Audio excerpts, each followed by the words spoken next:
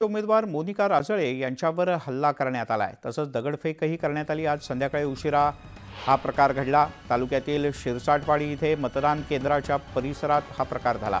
आक्रमक जमावापासून बचाव व्हावा म्हणून राजळे यांनी कार्यकर्त्यांसह स्वतःला मतदान केंद्राच्या खोलीत कोंडून घेतलं। उपविभागीय अधिकारी सुनील पाटील यांनी मोठा पोलीस बंदोबस्त मागवला।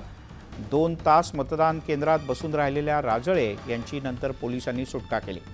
या घटनेनं संतप्त झालेल्या हजारो राजळे समर्थकांनी रात्री उशिरापर्यंत शहरात रास्ता रोको आंदोलन सुरू केलं। तणावाची परिस्थिती यावेळेला निर्माण झाली होती। या घटनेत राजळे आणि त्यांचे काही समर्थक किरकोळ जखमी झाले असून राजळे यांनी पोलीस स्टेशनमध्ये गुन्हा दाखल करण्यास नकार दिल्यानं या संदर्भात रात्री उशिरापर्यंत अद्यापही गुन्ह्याची नोंद झालेली नाही।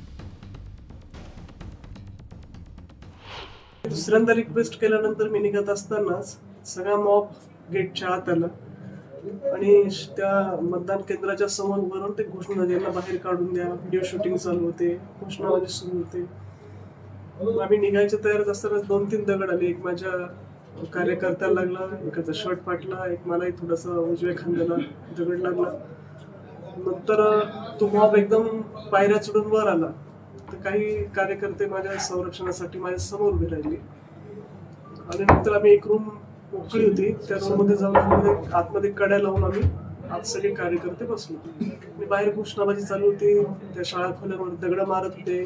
4-5 महिला होत्या ज्या तिथे मतदान केंद्रावरून मतदान करून निघून जाणार होत्या।